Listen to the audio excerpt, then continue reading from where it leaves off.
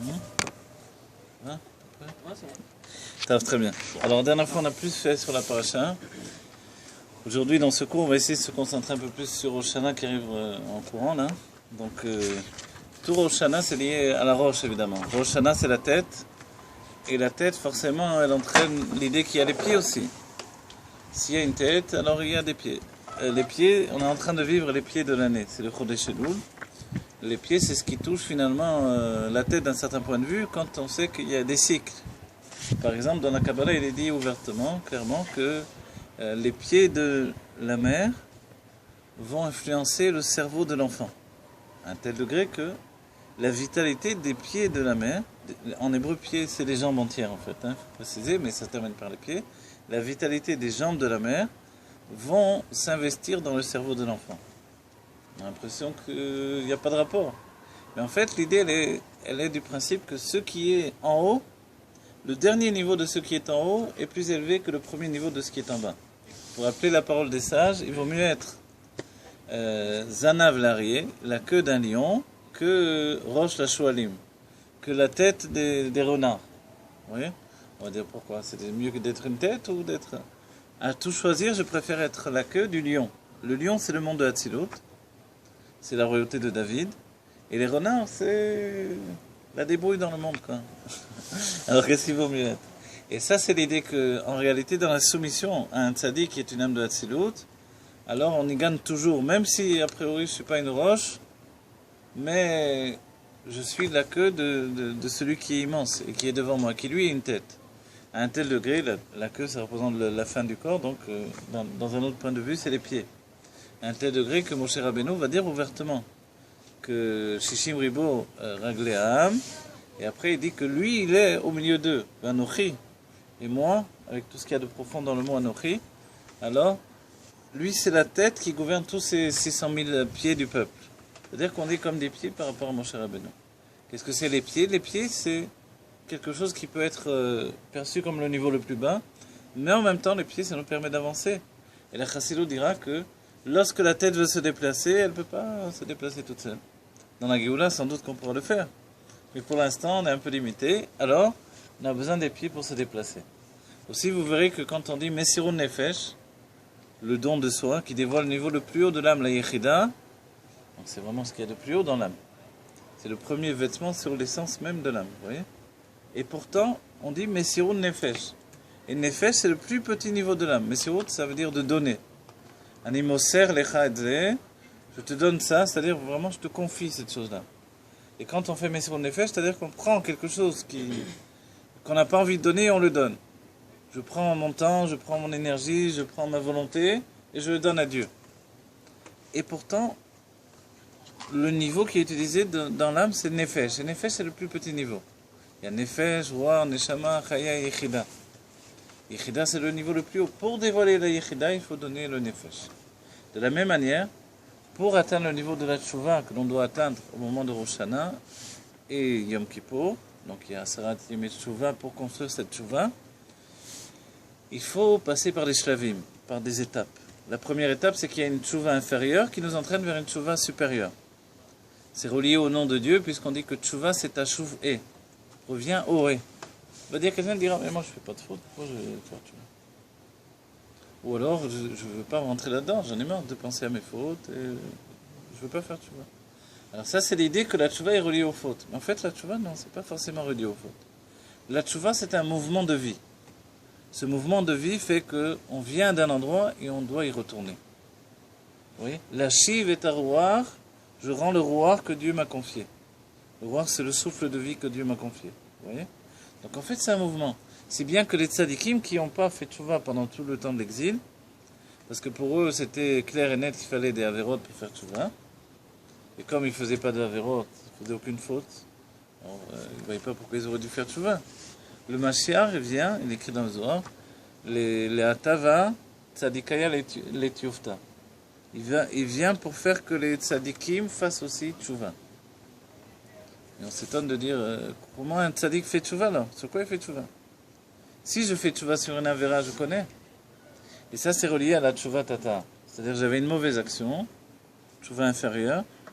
je délaisse cette mauvaise action, je fais une bonne action. Ça, c'est la tchouva inférieure. La tchouva supérieure, c'est de ça dont on veut parler, et c'est sur ce point-là qu'on peut toucher même un tzaddik, c'est que je fais tchouva dans ma pensée. Dans ma pensée, peut-être que malgré toutes mes actions, comme dit de Tania, tout le monde dit que je suis un tzaddik, pourquoi? Et les gens ils voient bien, non? J'ai des lunettes, une barbe, un chapeau. Sûrement que c'est un tzaddik, non? Voilà, le costume, etc. Quand il fait pas trop chaud. Alors, c'est un tzaddik celui-là. Alors, même si tout le monde pense que tu es un tzaddik, yé benecha ke racha. Moi, dans mes propositions, je dois me voir comme un racha. La dernière fois, on a étudié racha. Racha vetovlo, c'est la plupart des gens sur cette terre, même les rabbanim, etc. quoi. Les bénonymes, c'est quelqu'un qu'il faut même pas en penser. Donc, mais atteindre ce niveau-là, c'est quelque chose qui est trop difficile a priori, qui nous demande de lutter tout le temps. C'est-à-dire de jamais se détendre. Oui, quand je vous regarde, vous avez l'air plutôt détendu. Donc, de dire de jamais se détendre et toujours comme ça, attention, truc, machin, ça, on a beaucoup de mal de vivre comme ça. Et comme on a beaucoup de mal de vivre comme ça, on a l'impression que le Benoni, ça ne nous regarde pas. En fait, dans notre génération, ce que le rabbi dira dans un Mahamar, c'est que le tzaddik est en rapport avec nous. Et qu'on peut tous, et on doit tous devenir des tzaddikim. Dans Malchut, le rabbi nous dit qu'il y a des forces particulières données pour que l'on devienne des tzaddikim. C'est-à-dire que comme un Benoni, il n'a pas de plaisir ni dans ce monde, ni avec Dieu, à part le moment du Kriyat Shema, alors on n'a pas envie d'être un Benoni. Quoi, souffrir toute ma vie, pourquoi faire? Manger du pain dur, comme Rabbi Nissan Nemanov, il mangeait toute la semaine du pain dur qui trempait dans de l'eau. Et Shabbat, il rajoutait une pomme. C'était le repas du Shabbat. Donc, vivre comme ça toute sa vie, la plupart d'entre nous, on n'est pas capable, on n'a pas envie. Si je vais vivre comme ça, je vais vite abandonner tout parce que je vais me décourager. Donc en fait, la tchouva que l'on attend de nous aujourd'hui, c'est de l'ordre de la pensée. C'est-à-dire que mes actions, j'essaie de faire de mon mieux. Je chute, je me relève. Vous voyez, comme dans une guerre, il y a des tas de soldats, il y en a qui tombent et il y en a qui continuent. Vous voyez. Et nous, on est celui qui tombe et qui continue, c'est le même. Mais la guerre que l'on doit remporter aujourd'hui, c'est la guerre de l'exil, c'est-à-dire apporter la Géoula. Et ce qui est plus extraordinaire dans notre génération, c'est que la Géoula ne doit pas être dans un autre endroit. Auparavant, on sortait d'Égypte. Aujourd'hui, si je laisse l'Égypte en galoute, en exil, alors j'ai rien fait. Moi, je me suis sauvé, et les autres. De là, on dit Tzadik Beparva. Tout le monde a froid et lui, il a une grosse fourrure. Donc en fait, on ne peut pas être comme ça. Et le Tzadik, en quoi il doit faire tchouva alors? Il doit faire tchouva dans l'idée que malgré qu'il a atteint un niveau a priori de perfection, cette perfection, elle est insuffisante par rapport à Dieu. Il y a un exemple qui est donné. Vous savez, il y avait un grand tzaddik, un des Rishonim, Rabbi Saadia Gaon. Vous avez entendu parler de lui, Rabbi Saadia Gaon. Il a écrit un pirouche très célèbre sur le Sefer Yetzirah. Et Rabbi Saadia Gaon, on dit que, bon, il y a plusieurs choses, mais je vais vous dire un mincé, une action de Rabbi Saadia Gaon. Une fois, il est arrivé dans une auberge. Maintenant, le patron de l'auberge, je ne le connaissais pas, ne savait pas que c'était Rabbi Saadia Gaon, qui est très célèbre. Et il s'est occupé de lui. C'était un juif, ce patron-là. Il s'est occupé de lui, il a bien servi, comme tous les clients. Et arrivé le matin, il est parti, Rabbi Saadia Gaon, et a continué son chemin. Bon. L'aubergiste, il commence sa journée, tout ça, arrive un client, il lui dit, ça alors, je viens d'apprendre qu'il y avait Rabbi Saadia Gaon chez toi. Qui ça? Rabbi Saadia Gaon, où ça, quand? Mais oui, il a dormi ici dans ton auberge cette nuit, etc. Tu t'es occupé de lui. Quoi, c'était Rabbi Saadia Gaon? Il était comme un fou. C'est pas possible. J'ai rien fait de spécial. Je me suis pas occupé de lui comme il fallait. Il s'est mis à courir. Il a rattrapé sur des kilomètres. Il a rattrapé finalement. Il s'est jeté à ses pieds. Il a dit pardon. Il a dit pardon de quoi? Pourquoi tu demandes pardon? Il a dit pardon parce que je savais pas que c'était vous. Que vous étiez Rabbi Saadia Gaon. Il a dit tu n'as pas fait de... Il n'y a rien de mal à ça. Il dit mais oui. Si j'avais su, j'aurais fait tellement plus. Et Rabbi Saadia Gaon, quand il a entendu ça, dit qu'il a fait tchouva en tant que tzaddik.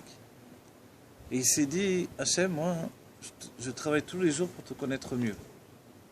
Or, aujourd'hui, je te connais mieux qu'hier, parce que j'ai plus étudié, j'ai appris des nouvelles choses, etc. Donc, c'était un grand kabbaliste. Et malgré ce, je te connais aujourd'hui, donc je savais pas que c'était toi finalement, puisque toi, peut-être que je te vois à ce niveau-là. Hier, je le savais pas, aujourd'hui, je le sais. En fait, je devrais être comme cet aubergiste, me jeter à tes pieds et dire pardon, je t'ai pas servi comme il fallait, etc. Et ça, c'était la tchouva de Rabbi Sadia Gaon. Maintenant, on dit une chose incroyable, c'est rapporté dans un écrit du Rav Gisbourg, en fait. C'est pas un écrit, il a écrit, il a dit, après ils l'ont écrit.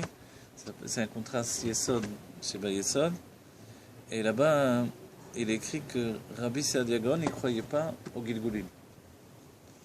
Il ne croyait pas au Gilgulim. C'est-à-dire, les Gilgulim, c'était une chose, les réincarnations. Il y a pas mal de sages qui avaient une approche un peu comme ça fait mystique, Odou, les goïms, truc machin. Oui, on n'aime pas trop ça. Il y en a beaucoup qui n'aiment pas. Plus on est cartésien, moins on aime ça. C'est étonnant parce que c'était un grand Mekoubal, Rabbi Sadia Gaon, donc, qui n'aimait pas les Gilgulim. Ça va pas trop ensemble. La Kabbalah, ça parle des Gilgulim tout. Mais lui, il étudie la Kabbalah, mais les Gilgulim, il ne croyait pas. Et on sait bien, d'après le Harizal, que c'est vrai les Gilgulim. Que notre âme, elle revient de vie en vie. Et l'Admorazaken, il le met même dans les Ilchot Talmud Torah, qu'on revient pour étudier toute la Torah et pour faire toutes les mitzvot. Et que ça prend des siècles. Aujourd'hui, vu qu'il n'y a pas le Beth Amikdash, toutes les mitzvot liées au Beth Amikdash, on ne les fait pas. Les mitzvot liées à la terre d'Israël, qui sont liées au Beth Amikdash non plus, on ne les fait pas. Donc on a une immense réduction sur nos 613. Donc on va dire, alors, où je fais toutes les mitzvot. Alors c'est pour ça que je suis venu dans les vies précédentes. Et la mitzvah d'être un roi, nous on a une mitzvah d'élire le roi, de couronner un roi. Mais on n'a pas la mitzvah d'être roi nous-mêmes. A priori, ça fait donc partie des 613 mitzvot aussi. Donc le roi, il nous rend quitte de cette mitzvah-là. Donc il y a des mitzvot où une âme klalite peut nous rendre quitte. Générale, elle peut nous rendre quitte. D'accord? Mais on comprend bien que si je dois toutes les accomplir, je suis obligé, comme dit Admorazaken, de revenir. C'est pour ça qu'on dit dans Kriyat Shema Lamita, Begilgul Hazeh ou Begilgul Acher. Dans cette vie ou dans une autre vie. Vous savez que dans ce secret-là, pourquoi on s'est cité dans Kriyat Shema Lamita, le Harizal dans Shara Kavanot rapporte qu'il peut arriver que on change l'âme d'une personne, ou plus précisément, comme ça. Il dit, il peut arriver qu'une personne atteigne la perfection de son âme. Et que si la personne atteint la perfection de son âme, pour atteindre le niveau supérieur, elle doit revenir dans une nouvelle vie. Vous voyez, c'est comme on distribue des nouvelles cartes, et il va commencer à un niveau supérieur. Donc, comment on fait pour revenir dans une autre vie? Eh bien, il faut a priori mourir de la vie où on est. C'est le pshat. Et le Harizal dit, il y a un moyen de ne pas mourir, de recevoir la nouvelle âme dans cette vie. Il faut dire à un passouk, vous voyez le passouk, vous le connaissez plus ou moins, Biatraf kidruchi padita oti Hashem elemet, on le dit dans Kriyat Shema Lamita, mais avec toutes les kavanotes qu'il y a sur ce passouk. C'est-à-dire que je donne mon âme dans les mains de Dieu. Et quand on a les kavanotes, donc mystiques de la Kabbalah sur ce passouk, sur ce verset-là, on n'a pas besoin de revenir dans une nouvelle vie, le matin on se réveille différent. On est devenu une nouvelle âme. C'est comme si on était une nouvelle personne. Vous vous rendez compte? Je me suis élevé niveau. J'étais rouar, ce qui correspond à la perfection des sentiments, dans l'amour et la crainte de Dieu et du peuple juif. Et tout à coup, je me suis élevé au niveau de la Neshama. Neshama, c'est comprendre Dieu. Je commence un nouveau travail de ma vie lié à la compréhension de Dieu. La Chassidut Rabbah dévise ce sujet-là. Nous compléter dans la Neshama. On dit que celui qui a complété sa Neshama, c'est-à-dire qu'il a totalement dévoilé, alors il ne faute plus jamais. Vous voyez? Des niveaux ne fautent pas. Et imaginez si ça peut nous arriver, un truc pareil. Le matin, je me réveille. La femme regarde le mari et lui dit, tu as une tête bizarre aujourd'hui, ça va? Tu es pas dans ton assiette? Ah non, qu'est-ce que je vais dire? En fait, il est totalement différent. Pas un peu bizarre, il est totalement différent. C'est plus le même homme. C'est ce qu'on va découvrir. Qu'est-ce qui va se passer au moment de Kriyat HaMetim? Beaucoup posent ces questions. Qui va se lever? Comment? Quoi? Dans le Harizal, il y a plusieurs réponses. Il y a une sikha du Rabbi, il rapporte ces sujets-là. On peut les voir dans Shara Gelgulim ou d'autres écrits du Harizal. Et le Harizal dit il a trois réponses. La première réponse, c'est que ceux qui ont fait le tikkun de leur âme vont revenir à Kriyat HaMetim, la résurrection des morts. Ceux qui n'ont pas fait le tikkun, la réparation de leur âme, ne reviennent pas. Donc a priori donc, tout le monde ne revient pas. une autre réponse du Harizal, il dit, il y a une autre alternative. Et c'est curieux parce que le Harizal d'habitude c'est blanc ou noir. C'est comme ça, pas comme ça. Il n'y a pas ça ou ça ou ça. C'est qu'on veut dire, je choisis le mieux, quoi. C'est quoi, je choisis? D'habitude, la Kabbalah, c'est les Kabel, quoi. C'est comme ça, c'est tout. Tu n'es pas content, tu peux rien faire. C'est Dieu qui a décidé. Vous voyez? C'est ça la Kabbalah. Quand j'étudiais avec les Mekoubalim, au début, je demandais la main. Je posais la question, pourquoi? Moi, je dis, je me rappellerai toujours. Le Rav qui m'avait enseigné, il m'a dit, Adoni, quand l'eau shoalim la main, et la R. On dit, monsieur, ici, on dit pas, on pose pas la question pourquoi. On demande comment, mais pas pourquoi. Il faudra attendre la chassidoute pour demander des pourquoi. Ouais. Pourquoi? Parce que les Kabel, c'est ça, la Kabbalah, recevoir, c'est tout. Ce que Dieu a décidé, c'est tout. Voilà. Alors, la deuxième réponse du Harizal, c'est que, a priori, si une âme s'est perfectionnée dans un corps, elle a atteint une élévation, cette élévation, même si elle a entraîné que tout n'a pas été réparé totalement, alors elle va quand même revenir Betriat Hametim. La troisième chose, la troisième réponse, c'est le Rabbi qui va l'expliquer, où il nous dit que le Mashiach démontrera que chaque fois qu'un juif est venu dans un corps, c'était un chidouche, c'était une nouveauté, telle que finalement, toutes les fois, ça a été une réussite. C'est-à-dire, c'est pas possible que la vie d'un juif, elle était pour rien. Elle était manquée. Vous savez, quand on dit chayav karet, ça veut dire une âme qui est retranchée, a priori, de sa source divine. Le Rabbi, il rattrape le coup en disant, karet, c'est les lettres de Keter. Ce juif-là, il n'est pas perdu, il est rentré dans le Keter. Et le Keter, qu'est-ce qu'il y a là-bas? La volonté de Dieu.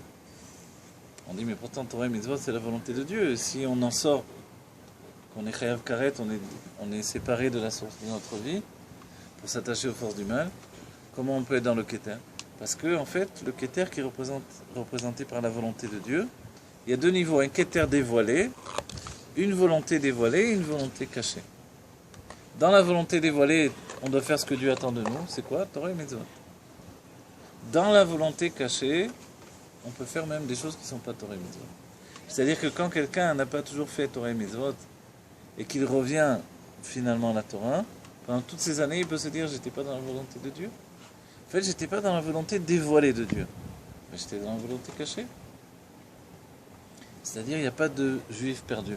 Et de ce fait-là, en fait, donc chaque juif, il porte en lui un chelek elokam imal mamash, comme on a vu dans le Tanya, une part du divin tel qu'il est là-haut dans les mondes divins. Et comme il porte ça en lui, vous vous rappelez ce qui est dit, atofes ksat mina etzem, tofes bekulo. Cette âme divine, elle porte en elle l'essence de Dieu. Celui qui tient un petit peu de l'essence, il tient tout entier. C'est-à-dire que si je touche Dieu un petit peu, je le tiens tout entier. Et le Baal Shem Tov dira, là où mon esprit veut être, là-bas je me trouve. L'une des grandes généralités de l'amour Hazaken, pour nous dire que jamais on ne manque notre vie et toujours on peut réussir, c'est que Machshava Tova, Hachem et Tzarfa les démasser.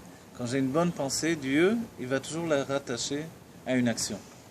Disons que j'ai voulu, je suis sorti pour faire mes saïms, je voulais mettre les tefilines à des juifs, il n'y a personne qui est venu. Il y a des endroits du monde, c'est comme ça, vous savez. Je me rappelle, on était sorti à la Shkunat En Karem de Jérusalem, c'est comme un petit village, et il n'y avait pas un juif qui est venu mettre les tefilines. La première fois je vois ça, moi. Il y a juste un moine qui était venu attendre un bus. Il y avait là-bas, il y a plein de moines, de monastères, de sectes, tout ce qu'on veut. Alors des fois c'est comme ça, c'est l'endroit où on ne peut pas faire un mifsaïm de cette manière-là. Il faut faire d'une autre manière, enseigner la Torah, etc. Diffuser la primute de la Torah. Donc, on va dire, alors j'ai pas fait ce que je voulais faire. Faites ma Shavas Tova, Shem le Tzarfa le Démassé. Ça c'est bien, c'est-à-dire que Dieu, une bonne pensée, il la rattache à l'action. Maintenant, on va dire que, disons que j'ai voulu faire une mitzvah, ou ne pas faire une avera, et malgré ce, en fait, j'ai pas tenu le coup. Mais auparavant, je voulais très très fortement ne pas faire cette avera. En fait, là aussi, ça marche, ce fait-là. Que Dieu, il me compte comme si j'avais pas fait l'avera. Parce que la pensée, elle est constructrice. Vous comprenez? On va dire, ouais, mais alors l'avera, elle a plus de valeur en elle-même. En fait, il y a deux tics qui viennent s'ouvrir. Un tic, un dossier où comme j'ai voulu ne pas faire cette avéra, c'est compté comme ça. Et ma volonté, elle est entière, c'est une réalité. Et en même temps, l'autre dossier, oui, il y a l'avéra qui a été fait. Et ça va se partager dans deux succursales. Il va y avoir un tribunal qui va recevoir un dossier et un autre tribunal qui va recevoir un autre. Et après, quand il va y avoir une accusation, l'ange de la défense, il va apporter le fait que, en fait, la personne ne voulait pas du tout faire. Et le rabbi va utiliser ce principe-là pour dire, le Mashiach va démontrer à la fin des temps que aucun juif n'a jamais fauté. C'est basé sur ce qui est écrit dans Maseret Sota, où il est dit que quand une femme, que Dieu préserve, elle en arrive au stade de tromper son mari, c'est pas quelque chose de normal. Qu'est-ce qui a pu se passer en elle? Les sages disent c'est un roi shtut, un vent de folie qui est rentré en elle. Et sinon, jamais elle aurait pu se séparer de son mari et faire une action de folie pareille, quoi. C'est-à-dire la pire de... Si ça va pas, vous savez, les chrétiens, normalement, les chrétiens n'autorisent pas le divorce. Mais dans le judaïsme, il y a toujours eu le divorce. Dans les cas extrêmes, que Dieu préserve, si un mari frappe sa femme, elle a le droit de divorcer. Oui. Maintenant, il faut qu'il donne le guet, etc. C'est là où on dit qu'on l'oblige à donner, finalement, jusqu'à ce qu'il dit oui, je veux.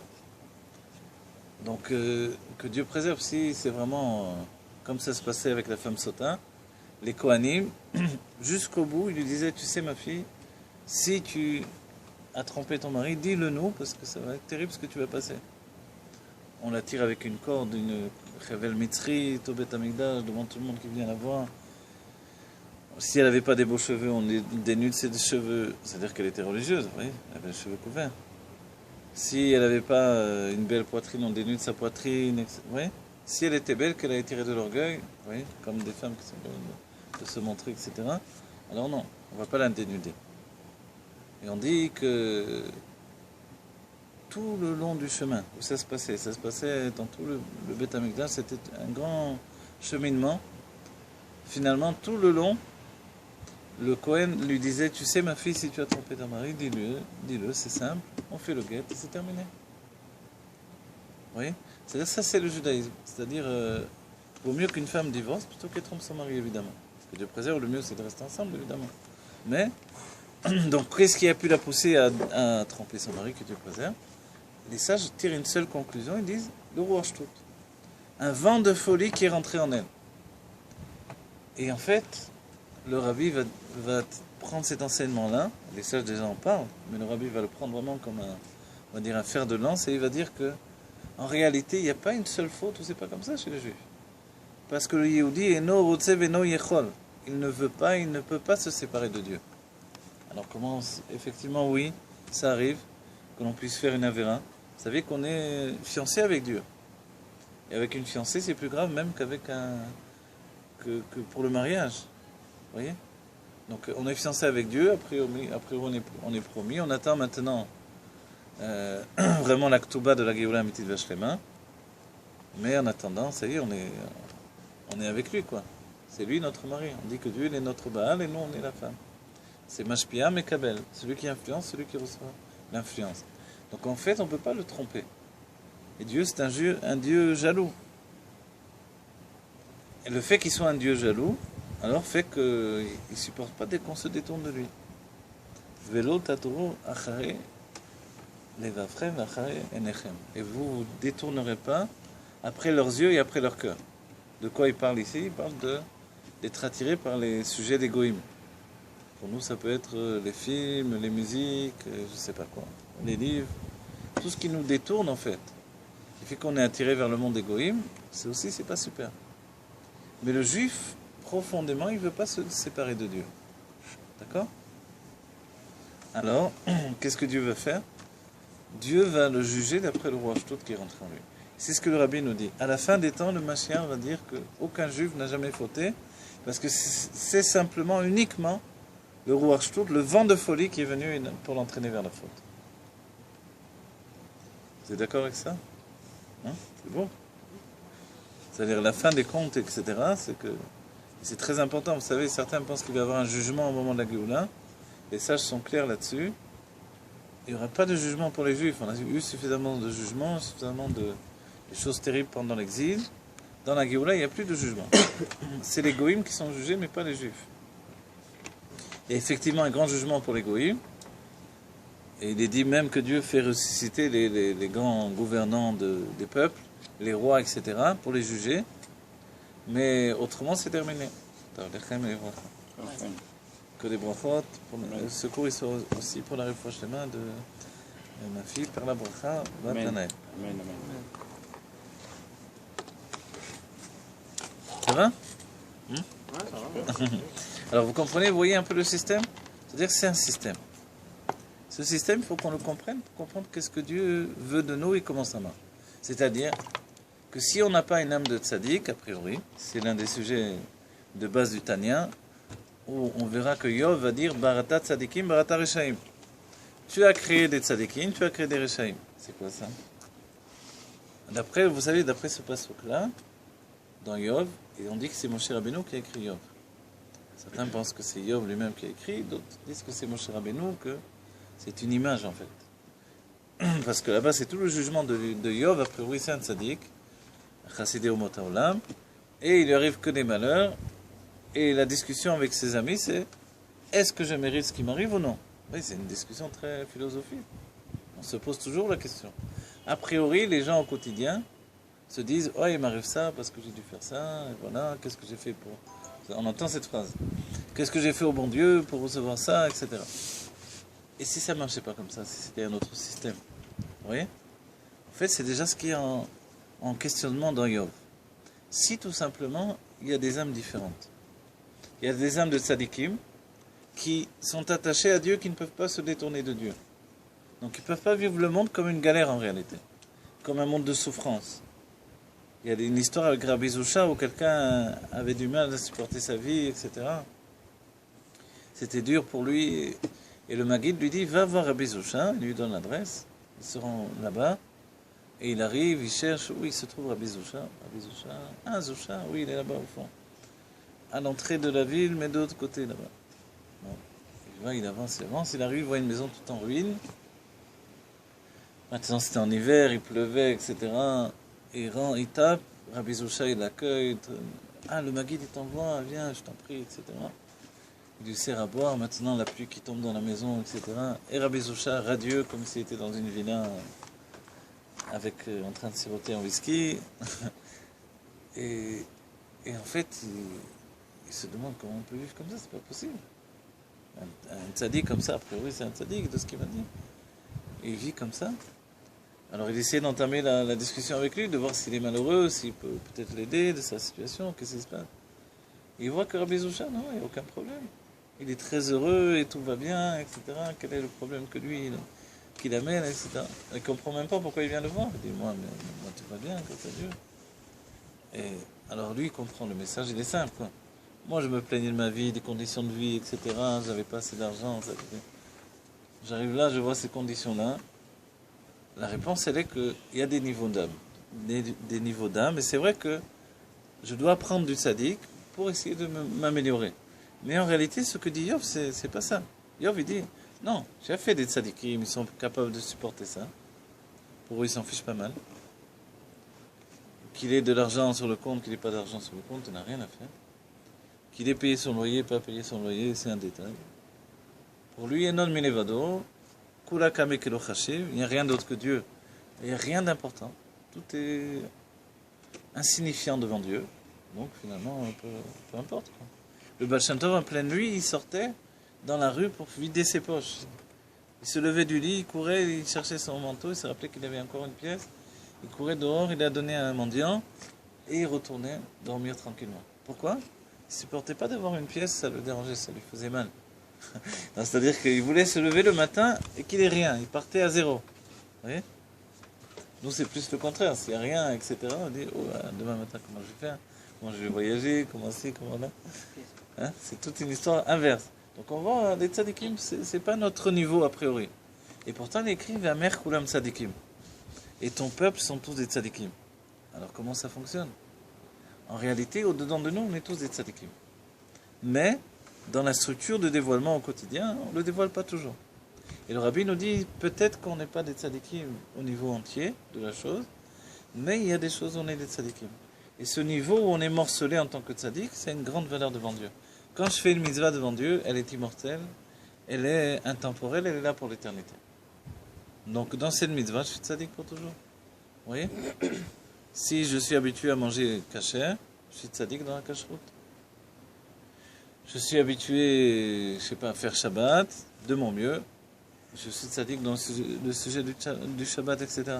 L'Admor Hazaken dit qu'il est pratiquement impossible de ne pas faire de Averot, Shabbat. Parce qu'il y a tellement de halachot que... Oui, je vous donne un exemple, je sais pas moi. Il y a des livres sur la table, dans la Beth Knesset. Vous voulez aider le Shama, je vous dis, je vais arranger des livres. Vous commencez à mettre les Sidour ensemble, les livres, les Chomashim ensemble. En fait, vous avez trié, vous avez fait une Avera Shabbat. Pas vous, mais on a fait une Avera Shabbat. Trier, c'est aussi sur des livres. Donc trier, c'est tic-tac, c'est très vite fait, on va dire. C'est grave de trier, qu'est-ce qu'il y a là-dedans? En fait, on dit que quand on trie, on mélange les forces du bien et les forces du mal. Et tout le travail de la semaine, c'est d'enlever le mal du bien. Donc le mauvais du bon. Et dans notre assiette, c'est de ça le tri le plus célèbre dont on parle, c'est dans notre assiette. Dans notre assiette, je dois enlever le bien Shabbat. Shabbat, je m'occupe que du bien. Parce qu'en réalité, il n'y a que du bien. Vous voyez, c'est une autre optique. Donc je ne m'occupe pas de trier le bien et le mal. Mais quand je le fais, dans les mondes divins, ça a des répercussions incroyables. Vous vous rendez compte? C'est pour ça que le Harizal dira, un posek halacha qui ne connaît pas les halachot selon la Pimut Torah, donc qui n'est pas un Mekoubal, alors c'est un danger public, quoi. C'est très dangereux ce qu'il va faire. Donc la plupart des grands, on va dire, posek halacha étaient des grands Mekoubalim aussi. Comme je sais pas, Rabbi Yosef Karo, qui était un grand Mekoubal, etc. Donc ce que Dieu attend de nous, finalement, c'est qu'on le serve avec ce qui nous a été donné. Et on nous dit que dans ce monde-ci, c'est une des réponses justement de Rabbi Zoucha. Rabbi Zoucha, il a dit, quand je vais monter là-haut après 120 ans, on ne va pas me demander si j'étais Moshe Rabbeinu. On va me demander si j'étais Zoucha. Est-ce que j'étais Rabbi Zoucha ou non? Nous, on va nous demander, toi, tu as été David, tu as été Moshe, tu as été Shmuel. On ne va pas te demander si tu as été Moshe Rabbeinu. On va te demander si tu as été Maurice ou Popol ou j'en sais rien qui. Parce que je dois être moi-même. Et ça, c'est très important.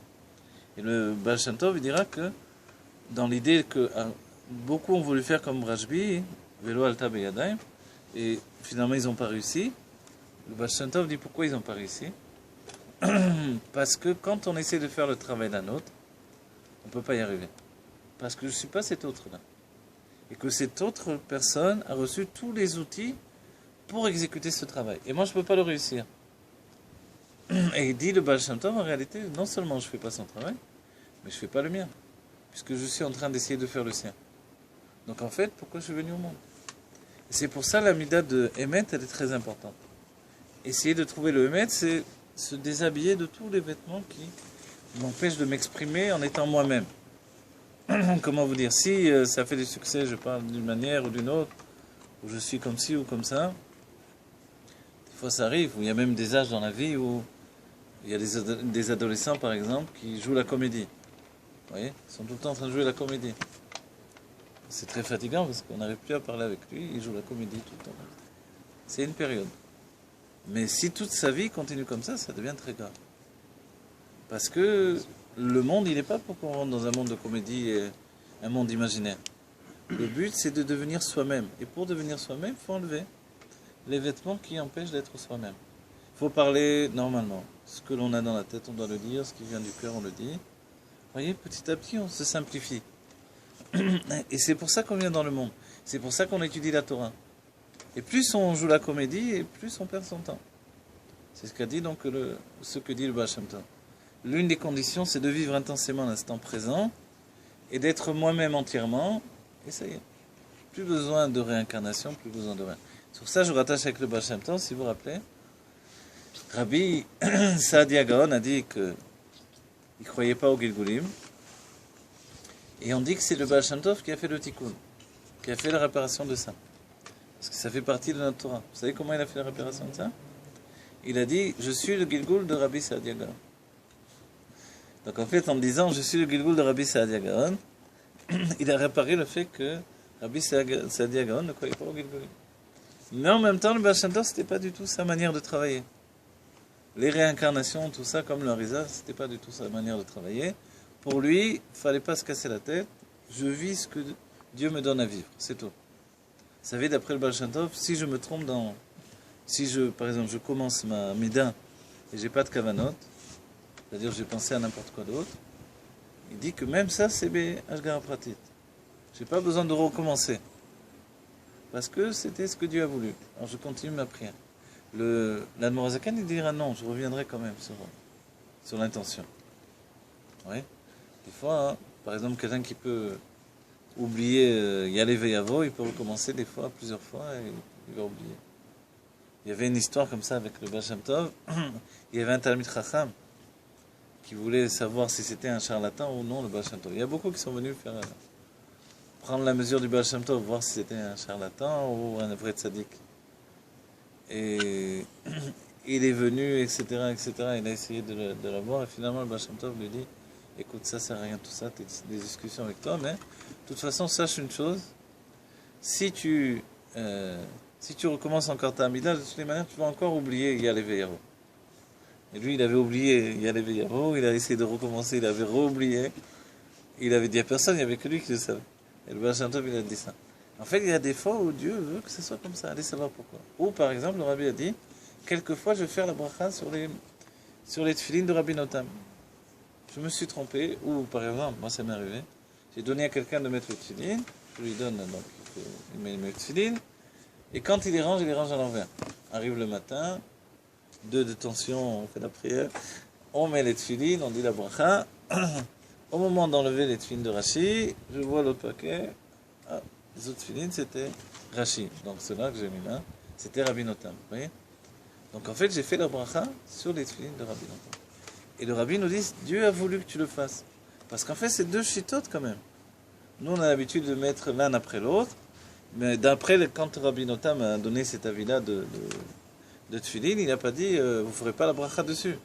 C'est que d'après cet ordre-là dans les parachiotes, en fait c'était aussi pour faire la bracha dessus. Et comme c'est plus élevé et qu'on a choisi de faire la bracha sur les tefilines de Rashi, on rend quitte les tefilines de Rabbi Notam. Mais de temps en temps, il faut quand même faire. Mais comme on ne peut pas ouvertement le faire, alors Dieu, il nous fait des petits... Comment on fait si ça arrive, on s'est trompé avec le Notam? Alors, comment on fait à ce moment-là? Alors, c'est une grande question. J'ai entendu... Non, alors c'est pas grave, hein, c'est pas grave. C'est pas grave. Alors, non, la question, est-ce qu'on va faire la bracha sur le Rashi ou non à nouveau? Il y a 2 avis sur ça. Et certains disent que non, puisque j'avais l'intention de rendre quitte les Rashi. Donc j'ai rendu quitte les Rashi quand même. Comme quand je rends quitte les Rabbi Notam. D'autres disent non, parce que tu avais l'intention de Rashi, mais tu as fait sur Rabbi Notam. Ouais. Alors, je sais pas, c'est 2 avis différents. Il faut demander à un posek, à l'Acha, parce que les 2 avis tiennent vraiment la route, quoi. Ouais, mais ça nous laisse pas dormir sur nos lauriers. On s'est trompé, c'est pas... Donc ça nous fait, à la limite, on peut faire moins attention de la vie de tous les jours, puisque Dieu il a voulu qu'on fasse l'erreur. Ah non, mais voilà, justement. Bah oui. Nous normalement, on essaie de bien faire. Personne ne va dire je vais mettre les tefilines de Rabbi Notam, après je mettrai. Non, personne ne fait ça. Sûr. Voilà. Parce qu'il y a même un safek, qu'est-ce qu'on ne doit pas les mettre ensemble. Dans la Kabbalah, tefilines de Rashi, c'est les mochin de Ima. Qu'est-ce que ça veut dire? C'est lié à la Bina. La Bina, c'est la réflexion intellectuelle. Pour nous, vous voyez, c'est lié au côté gauche du cerveau, le côté féminin. Les tefilines de Rabbi Notam sont liés au moach Chochma, au cerveau de Chochma. Vous voyez? Et en fait, Chochma et Bina, c'est un couple. C'est comme le père et la mère. C'est la source même du père et de la mère, spirituellement. Donc en fait, le couple, on veut le réunir. On dit que Abba et Ima, dans les mondes divins, ils sont toujours Shnereim, Delam et Parshim. Ils ne se séparent jamais parce que si ils se séparent, le monde serait détruit. Imaginez le cerveau, si on sépare, quelqu'un dit mais je vais séparer le côté droit du cerveau du côté gauche, évidemment on meurt. Donc en fait, ils sont obligés d'être rattachés tout le temps. Donc c'est pour ça que certains, vous avez vu, mettre les 2 tefilines ensemble. Vous voyez? D'après le Ben Ishraï. Normalement, on recouvre le tefilin du haut. Ici, je vois, ils ne le recouvrent pas tellement qu'il y a ceux qui le font. Mais l'idée, c'est de les mettre ensemble parce qu'il faut qu'ils soient réunis. Donc si on met l'un après l'autre, ce qui est le mieux, quoi qu'il en soit, c'est de ne pas parler entre les deux. Pour les réunir justement dans l'idée de continuation d'action de Gdusha, vous voyez. Donc l'idée, c'est vraiment de les réunir.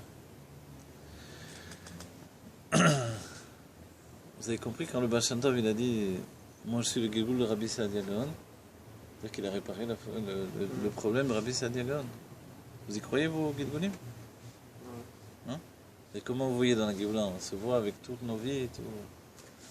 C'est-à-dire, si on comprend bien, regardez. Dans la Géoula, il y a notre famille qui va se lever à Triatamétim. D'accord? On parle de la résurrection des morts. Notre famille, c'est-à-dire les parents, les grands-parents, les arrière-grands-parents, on va voir tout l'arbre généalogique. C'est déjà beaucoup de monde. Après, il y a nos Gilgulim. C'est-à-dire que si je suis revenu 100 fois, en tant que juif, en dehors des moments où je suis venu dans un animal ou dans un fruit ou autre chose, mais en tant que juif, je vais me lever 100 fois. C'est-à-dire qu'il y aura 100 fois Yaakov ou Moshe ou Shimon, 100 fois. Et en même temps, ça va être comme une famille. En plus de ma famille, c'est-à-dire ma famille, c'est aussi la famille de ma femme, etc. Mais il va y avoir en plus ma propre famille qui vient de toutes les réincarnations. Plus de toute la famille, etc. Ça veut dire qu'il y a un monde fou. Déjà, rien que pour une seule personne, elle amène avec elle au moins 100 personnes, quoi. Parce que c'est pas qu'on est venu une fois et on a réglé le problème. On est revenu. Vous imaginez le monde que ça va faire? Mais normalement, c'est pas celui qui mérite le plus qui sera incarné de nos Alors voilà, c'est ce qu'avait dit le Harizal. C'est pour ça que je vous ai cité tout à l'heure. Là où il y a eu une réparation, celui-là il se lève, les autres ne se lèvent pas. Mais après, lui-même, il a cité l'autre avis que, en fait, tous les juifs vont se lever du moment où il y a eu un dévoilement de l'âme. Vous voyez? Et le rabbi explique qu'en fait, il y a toujours un dévoilement de l'âme d'un juif. Pas possible que l'âme juive vienne dans un corps et c'est rien passé. C'est un chidouche. Vous voyez pourquoi? L'une des raisons de la faute d'Adam Rishon, c'était de dévoiler l'individu. L'individu n'existait pas. Il y avait une âme générale, Adam Rishon, qui portait en lui toutes les âmes juives, et c'est tout, quoi. Il n'y avait pas chacun d'entre nous en tant qu'individu. Et pourtant, on est important pour Dieu. Puisque dans la Géoula, notre âme revient dans notre corps. Et que le corps va être au-dessus de l'âme. Et qu'on va avoir la perfection du corps. Et c'est le corps qui fait l'individu, puisqu'il y avait un corps général de tous les juifs, c'était Adam Rishon. Vous voyez? Individu, on dit, c'est aussi du mot indivisible. On ne peut pas le diviser. Le corps, a priori, il ne peut pas être divisé. Il est tel qu'il est, c'est tout. Mais curieusement, quand on apporte un enfant, c'est une division de notre propre corps. Vous voyez? Et ça, c'est extraordinaire. C'est que dans l'enfant, on transmet déjà ce que l'on est. Vous savez que depuis le cerveau du Da'at, quand il y a on va dire le côté spirituel, l'image spirituelle de l'homme, ça devient une goutte de semence qui va descendre dans toute la Mouda Shidra, la colonne vertébrale. Et c'est à ce moment-là de la descente que justement cette goutte de semence va prendre la ressemblance du Père. Vous vous rendez compte? Et ce qu'il y a d'extraordinaire, c'est que le cerveau, le Da'at, vous voyez, on a le louz. Le louz, c'est comme la boîte noire de l'individu, quoi. C'est-à-dire qu'il y a la mémoire de l'âme, mais il y a la mémoire du corps. Par exemple, si quelqu'un, on a un petit peu parlé de ça la dernière fois, si quelqu'un avait eu un accident dans une vie passée, il se peut qu'il ait une cicatrice aujourd'hui. Ou le pire des cas, qu'il revienne infirme à cause de la vie passée. Vous voyez? Comme dans la Gemara, on cite, dans le Harizal cite, il y avait un Tana qui était aveugle parce qu'on lui avait crevé les yeux dans la vie d'avant. Oui. Mais dans la vie maintenant, il est venu au monde et pourquoi il est aveugle? Parce que le corps a une mémoire comme l'âme a une mémoire. Vous vous rendez compte? C'est-à-dire que la tête qu'on a aujourd'hui, c'est une résultante de tout ce qui s'est passé auparavant. Ça ne m'étonne pas que j'ai cette tête-là, quoi. Vous comprenez? Et dans la Géoula, donc, on va être réparé. On va retrouver la beauté originelle qu'on en avait la première fois qu'on est venu au monde. Et encore plus que ça, on va retrouver le niveau d'Adam Arishon avant la faute. Et encore plus que ça, en vérité. D'un niveau encore plus élevé. Le rabbi nous dit que au moment de Triatamétim, après Triatamétim, Parce que Triat HaMetim, c'est une nouvelle période qui commence. Il y a les jours du Mashiach qui peuvent durer un jour ou 40 ans. Oui. Et là, on est déjà dans les jours du Mashiach. Et après ces 40 ans, c'est la résurrection des morts. Mais à partir de la résurrection des morts, on rentre dans une nouvelle période. Et là, on mange plus, on boit plus, on est beaucoup plus spirituel que tout ce que l'on a imaginé. Et à un tel degré que pendant la période de Yimot HaMashiach, c'est là où on annonce les prophéties, où on dit une femme va enfanter 7 enfants en même temps. Et l'enfant va être, en fait, il y aura la conception et la naissance le même jour. Vous voyez? Donc l'enfant naîtra tout de suite et il n'y aura pas de douleur de l'accouchement. Les enfants vont déjà partir étudier. Ils vont pas être comme le petit enfant d'aujourd'hui. Le rabbi nous dit pourquoi ça va être immédiat, parce qu'aujourd'hui ça met 9 mois, c'est le temps qu'il faut à l'âme pour descendre dans les mondes divins. Depuis le monde de Hatzilut vers le monde de Asiya où on se trouve, il faut 9 mois de préparation pour ce monde-ci. Nous on a l'impression que c'est naturel pour nous le monde matériel, mais pas du tout. Pour l'âme c'est très difficile ce monde. Il lui faut 9 mois de préparation pour ça. Vous vous rendez compte? Mais ceux qui naissent plus tôt, c'est-à-dire quoi, ils descendent plus vite? Voilà, ceux qui naissent plus tôt, c'est-à-dire qu'ils ont fait, effectivement, ils sont descendus plus vite. Ils sont moins matériels, ils sont plus spirituels. Comme Moshe Rabbeinu, ceux qui naissent à 7 mois comme Moshe Rabbeinu, aujourd'hui il y a même plus tôt que ça, parce qu'avec les couveuses, les trucs. Mais 7 mois, c'est normalement dans la base de la Torah, c'était le plus... 7 mois, d'après le Rambam, c'est 6 mois et 1 jour, vous voyez. Donc c'est quelqu'un qui est beaucoup moins, on va dire, matérialiste, beaucoup plus spirituel. Donc la plupart c'est 9 mois, et le plus long mois de gestation dans le ventre de la mère, 12 mois c'est Eliyahu Hanavi. Et on dit que grâce à ça, il est sorti tout à fait fait. Ouais. Il a fusionné avec la matière. Moshe, il était au-dessus de la matière. Même Ava et Hanan, on dit, le Midrash nous dit, quand il a demandé à Dieu, laisse-moi rentrer en Eretz Israël, Dieu lui a dit non, c'est pas possible. Il a dit, laisse-moi rentrer juste comme un oiseau. Un oiseau, laisse-moi être un oiseau, tant pis je renonce à Moshe Rabbeinu, je suis un petit oiseau, mais je suis dans Eretz Israël. Pas mal. Et on dit pourquoi un oiseau? Pourquoi pas autre chose, quoi, une brebis ou j'en sais rien. Parce que malgré tout, Moshe, il voulait être en Eretz Israël, mais il est spirituel. Et un oiseau, c'est pas un animal qui est vraiment dans le monde. Il est dans le monde, mais il s'envole, quoi. En fait, il est très séparé du monde. Il est libre. Et ça, c'est l'âme de Moshe, elle était libre. Elle n'était pas tellement enfermée par le monde. Et descendre vers le peuple juif pour donner la Torah, ça a été une chute de niveau pour Moshe. Il avait besoin de chuter pour s'élever encore plus, mais il a fait. Vous voyez? Donc en fait, ça c'est parce qu'il est resté que 7 mois dans le ventre de sa mère. Et il y a un avis qui est resté 12 mois, il est totalement fusionné. Il a fusionné avec la matière. Si bien qu'il était capable, Moshe lui il ne mangeait pas pendant 40 jours, 40 nuits. Et Eliyahu Navi, il a mangé et ensuite il a marché pendant 40 jours, 40 nuits. Vous voyez, c'est différent. On va dire Moshe c'est la même chose, non?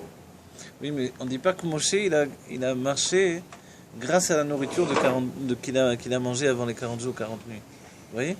C'est-à-dire c'est la force de Eliyahu, c'est de fusionner avec la matière, à un tel degré qu'il est monté avec son corps dans le Gan Eden, qu'il est devenu un ange.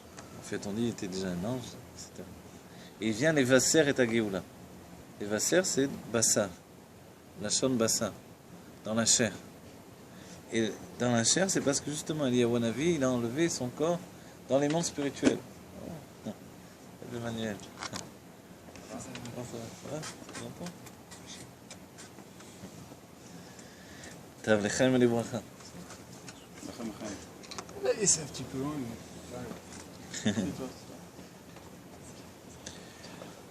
Alors tout ça, tout ce que l'on voit un peu, on va dire, est-ce que c'est en rapport direct avec Rosh Hashanah? Rosh Hashanah, c'est ça. On s'est éparpillé, on se rassemble au moment de Elul pour ensuite atteindre la Nekuda. Un chassid Chabad, quand on lui demande comment tu vis la fête, il doit toujours savoir la Nekuda de la fête, c'est-à-dire un point précis. Dans les yeshivot de Tempret Milim, normalement, on apprend à faire des résumés. Il y a un grand résumé qui peut faire 10 pages d'un grand mamar Mais après, on doit faire 2 pages. Et après, finalement, on doit faire une demi-page pour après faire quelques lignes. Vous voyez? Et ça, savoir résumer, c'est quelque chose d'important. Dans ce cas-là, quel est le résumé, c'est-à-dire l'anekuda, le point essentiel de Rosh Hashanah? La réponse est couronner le roi. À Rosh Hashanah, j'ai pas d'autre travail. Je suis pas en train de pleurer sur mes fautes. Je suis pas en train de me dire ouais, Dieu il est terrible, truc machin. Je viens avec une action couronner le roi. Et pour ça, je vais faire les prières de Rosh Hashanah. C'est pour ça qu'on va sonner du chauffard. Tout le travail de Rosh Hashanah est lié à ça. Couronner le roi. Et à un tel degré qu'on dit que qu'est-ce que c'est la royauté? La royauté de Dieu, en fait, c'est la malchut, la royauté du monde de Hatzilut. Et la royauté de Dieu, elle a 2 aspects. Il y a la volonté et le plaisir. La volonté, c'est quelque chose de très grand. Je veux des choses. En davar omel lifnei ratzon. Il n'y a rien qui nous résiste à la volonté. Mais en même temps, qu'est-ce qui actionne la volonté? C'est le plaisir. Quelqu'un dit je veux boire de la bière, je veux boire du whisky, je veux boire de la vodka. Parce qu'il aime la bière, il aime la vodka, il aime le whisky. Il aime, c'est-à-dire il a du plaisir là-dedans. On demande rarement quelque chose à boire quand on n'aime pas la chose. Oui. Donc le plaisir, c'est ce qui va actionner la volonté. Et Dieu a aussi ce système-là. C'est comme ça, tout au moins qu'on le comprend. Merci. C'est que être roi, c'est pas une mince affaire. Et être roi sur le peuple juif, et de ce fait-là sur le monde entier, alors c'est une décision chez Dieu. Et entre guillemets, une décision qui n'est pas naturelle. C'est pas naturel que Dieu est le roi du monde. C'est-à-dire que c'est parce qu'il est roi du monde que le monde existe. Et que si à Rosh Hashanah, Dieu n'accepte pas de renouveler sa royauté, son mandat, je ne sais pas comment on dit, le monde va retourner au néant. Et les Rébim m'expliquent, il retourne au néant, c'est pas qu'il va y avoir une explosion, c'était la fin du monde, c'est que, hop, c'est comme s'il n'avait jamais existé. Pourquoi? On dit parce que c'est une affaire de volonté. La volonté, c'est un makif. La volonté, comme le plaisir, c'est quelque chose qui n'a pas de matière. La volonté, quand elle rentre dans le corps, elle m'oblige tout entier à faire ce qu'elle veut. Quelqu'un qui a une volonté, il peut grimper au mur ou faire des choses incroyables. Et quand la volonté se retire, il ne reste rien. Elle ne laisse aucune trace. Toutes les forces de l'âme sont telles qu'auparavant. Et des fois, on s'étonne même dans notre vie. On a fait des choses extraordinaires. Après quoi, on redevient le même type. Le même type d'individu, la personne simple et tranquille auparavant. Ouais. Toujours quelque chose qui reste. Ce qui reste, c'est le désir de recommencer. Mais à part ça, le rabbi explique clairement que la volonté, quand elle se retire, elle laisse aucune trace. Parce que je sais plus quel rabbi qui dit ça, mais il dit qu'une mitzvah, quand elle est éternelle, elle reste dans le corps. Oui. Peu importe. Voilà, la mitzvah, oui, c'est vrai. Mais c'est vrai que les mitzvahs, c'est la volonté et la chorma de Dieu. La Torah, elle est la volonté et la chorma de Dieu, la sagesse de Dieu. Mais la volonté, en vérité, l'explication, c'est que elle se retire dans notre corps. Elle est un corps makif, une force qui nous entoure, comme on dirait une force inconsciente. Donc en fait, elle n'a pas touché la personne consciente que je suis. Elle a vivifié, elle a entraîné, mais quand elle se retire, la personne, la structure de mon être, elle est toujours pareille. Et c'est pour ça que si Dieu retire sa volonté de créer le monde, ou de gouverner le monde revient au néant, sans qu'il y ait eu une transformation, un truc. La volonté, c'est juste retirée. Donc pour entraîner que sa volonté reste, il faut savoir que la veille de Rosh Hashanah, c'est-à-dire quand on est le dernier jour d'Elul, et là on est rentré, vous vous rappelez, Yom LaChodesh, à partir de Chag Elul, on est rentré dans un système où chaque jour fait la réparation d'un mois. Vous vous rendez compte? C'est-à-dire que à Rosh Hashanah, on découvre qu'un jour, ça a la valeur d'une année, puisque Dieu, dans ce jour de Rosh Hashanah, il va nous juger sur toute l'année. Nous juger, c'est-à-dire nous donner tout ce que l'on doit recevoir pour toute l'année, parce qu'il voit toute l'année en un seul jour. Mais là, les jours que l'on vit, chaque jour, on peut réparer le mois de l'année passée. Un des mois de l'année passée, jusqu'à arriver à la fin de tous les mois, et on rentre dans Rosh Hashanah. On a épuisé les jours et les mois de l'année, et on rentre dans la nouvelle année. Vous vous rappelez que l'année, en hébreu, Shana, c'est la shon, l'étymologie de Shinui, un changement. Et le changement, il vient grâce au Chodashim. Chodashim, c'est l'étymologie de Chidushim, les nouveautés. Donc c'est pour ça qu'il y a il y a aussi un jugement. Un jugement, c'est-à-dire une remise en question par rapport à ce qui m'est donné dans toute l'année, dans la Shana, dans le Shinui qui va être fait. Donc maintenant, on va voir la Géoula Amétite d'Ashlema. Mais chaque mois également, tout est rejugé. Tout est redéfini à nouveau. Les 10 jours de pénitence et Rosh Hashanah ou c'est Ils- différent? Ouais, ils sont inclus à l'intérieur et ils donnent finalement un push, une force pour le... On a Ouais. la possibilité de 2 fois réparer l'année qu'on a. Voilà. C'est-à-dire que dans la tchouva des 10 Asarat Yemei Tchouva, les 10 jours de tchouva, en fait, on structure toute l'année dans les forces de l'âme. C'est pas 10 au hasard, 10 c'est 10 sphirot. 10 sphirot c'est 10 forces de l'âme. Donc en fait, les 10 jours de tchouva, c'est 10 jours qui me font passer de Rosh Hashanah, la tête, aux pieds, jusqu'au niveau des pieds, on va dire. Alors Yom Kippour, ça ne peut pas être le niveau des pieds. En fait, c'est là où on a dit tout à l'heure. Par le niveau le plus bas, on touche le niveau le plus haut. C'est-à-dire que si je veux, c'est un exemple dans le Morazaken, je veux soulever une maison, si je l'attrape par le toit, je vais arracher le toit, mais je ne vais pas soulever la maison. Je suis obligé de la prendre par les bases. Ils font des fois ces trucs-là aujourd'hui. Ils soulèvent des maisons par les bases et puis les transportent dans un autre endroit. Vous voyez ? Mais par le haut, je ne pourrais jamais le faire. Donc nous aussi, notre travail, c'est de prendre l'individu par le niveau le plus bas et je saisis en fait toute la coma, toute la structure. Ça continue ? Ah ouais, mais. Tu peux photogénie ? Bon. Et donc en fait, Rosh Hashanah, si je demande qu'est-ce que je viens faire, je viens couronner le roi. Je viens pas pleurer, je viens pas couronner le roi. Et c'est vrai que quand je vais dire le Télim, juste avant le Aleinu Shaber, dès qu'on finit l'Amida de Rosh Hashanah, on dit un Télim. Vous vous rappelez, ce Télim, on le dit tous les Yom Rishon. Qu'est-ce qu'on dit dedans ? On dit que la terre et tout ce qui est dedans appartient à Dieu. Ce Télim-là, il faut le dire avec une immense kavana. Une intention très très forte, parce que c'est la parnassa de toute l'année. Sur quoi elle tient la parnassa ? Sur le fait de savoir que tout ce que je vais avoir pendant toute l'année appartient à Dieu. C'est ça ce qu'il dit le Télim. Vous voyez ?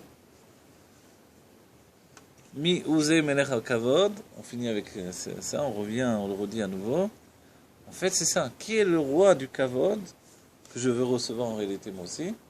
Mais le roi du Kavod, qui est le roi qui a tous les makifim, toutes les forces qui vont nous influencer. Et ça revient à l'idée de dire qu'est-ce qui va être à la base de ceux qui va nous influencer pour couronner le roi pour Rosh Hashanah. C'est Dieu lui-même en fait. Et vous savez qu'il y a une grande question qui est essentielle. Est-ce que sonner du chauffard c'est une mitzvah ou non ? C'est des oraïtas quand même. Alors, a priori c'est une mitzvah, d'accord ? Mais comment on peut avoir une mitzvah avant d'avoir couronné le roi ? Vous voyez ? On ne peut pas avoir la mitzvah. Qu'est-ce qui couronne le roi, qui finit vraiment, qui installe que Dieu il prend sur lui d'être Melech HaOlam, par le fait qu'il est d'abord Elokenu et après il devient Melech HaOlam, c'est la mitzvah du shofar. Mais le shofar ça ne peut pas être une mitzvah puisque Dieu, il n'a pas été encore couronné roi, donc il ne peut pas nous emmener une mitzvah, se dire une ordonnance de Dieu. Vous voyez ? En fait, c'est... Couronner le roi et Kabbalat HaMalchut et après il y a le couronnement. Alors oui, c'est vrai, mais le Kabbalat HaMalchut, c'est les Malchuyot, c'est les psukim, tu vois. Mais c'est quand il y a le son du shofar qu'à ce moment-là, Dieu il accepte. Pourquoi ?